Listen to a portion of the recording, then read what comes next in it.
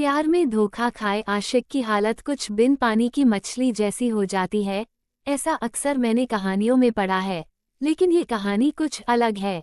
ये कहानी है एक ऐसे लड़के की जिसने एक लड़की से बेपनाह मोहब्बत की, लेकिन उसे बाद में मिला तो क्या, वही फरेब और धोखा। लेकिन ये लड़का थोड़ा मानसिक स्तर पर मजबूत था, इसीलिए कुछ समय उदास रहने के बाद फिर से नॉर्मल हो गया। लेकिन साहब, वो कहावत तो आपने सुनी होगी, यह इश्क नहीं आसान। बस इतना समझ लीजिए कि आग का दरिया है और डूब कर जाना है।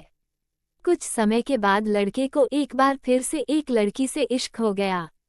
इस बार वो एक लड़की के इश्क में इस कदर दीवाना हो गया कि उसे सिर्फ एक बार देखने के लिए घंटों उसके ट्यूशन वाले रास्ते में खड़ा रहता था।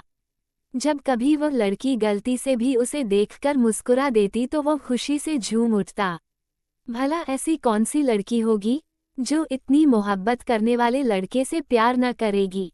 उस लड़की को भी उस लड़के से धीरे धीरे इश्क हो चला था, लेकिन इजहार करने की हिम्मत न कभी उस लड़के ने जुटाई और न कभी लड़की के कदम उसकी ओर बढ़े।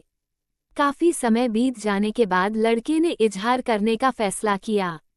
कुछ दोस्तों द्वारा दी हुई हिम्मत और लड़की को खो जाने के डर से उसने डरते डरते लड़की से अपने मन की बात कही।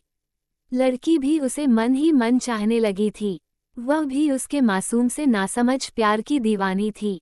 लेकिन लड़की ने उस रोज उसको कुछ जवाब न देकर चुपचाप निकल गई। दूसरे दिन उसने उस लड़की का काफी इंतजार किया, लेकिन वो लड़की उस दिन नहीं आई। जब लड़के ने उसकी एक स्कूल फ्रेंड से उसके बारे में पूछा, उसकी फ्रेंड ने उसे बताया कि अचानक से सीने में दर्द उठने के कारण वो हॉस्पिटल में भर्ती है। जब लड़के को इस बात का पता चला तो लड़का हड़बड़ाते हुए हॉस्पिटल पहुंचा, लेकिन तब तक वो लड़की अपनी आखिरी सांसें गिन रही थी।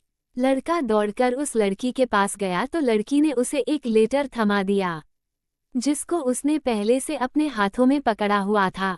ये लेटर उसने कुछ चंद रातों पहले लिखा था।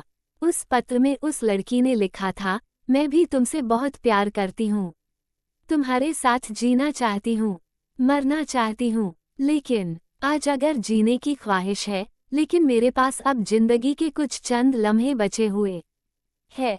बस कुछ चंद दिनों की मेहमान हूँ, इसलिए तुमसे इजहार नहीं कर पाई। प्यार तो मैंने भी तुमसे बेपनाह किया था, लेकिन मेरी सांसें तुम्हारे साथ नहीं थी। लेकिन इस पत्र के जरिए मैं तुम्हें बताना चाहती हूँ कि मेरे जाने के बाद तुम किसी अच्छी लड़की से शादी कर लेना। बस यही मेरी अंतिम इच्छा है।